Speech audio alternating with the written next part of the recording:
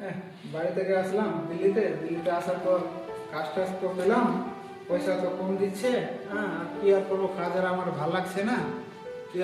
কি করা যাবে, মালিকের কাছে যাই একটু দেখাশোনা করি, ঠিক আছে? কি বলে, আর এমনিতে 50 টাকা কমাচ্ছে, আজকেও আমাকে ভালো লাগে না। হ্যাঁ, দেখি যাই মালিকের কাছে জমা দিয়ে দেবো, কি বলছে, পয়সা কেন আমাকে কম দিয়েছে। আমি দেখি, যাচ্ছি। স্যার আসতে পারি?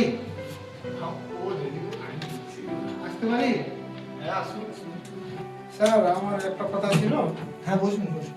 ঠিক আছে স্যার, মুজাফর বসুন। ঠিক আছে, বসার ব্যাপার আছে স্যার, এটা কোনো ব্যাপার নেই। কিন্তু আমি কাজটা তো কাজ করলাম, তা পয়সা স্যালারি কাটিয়ে আসছে কেন স্যার?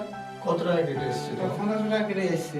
1500 টাকা কেটে এসছে? হ্যাঁ তোমার তো কোয়ালিফিকেশনই কিছু নেই, তোমার টাকা কোত্থেকে আসবে?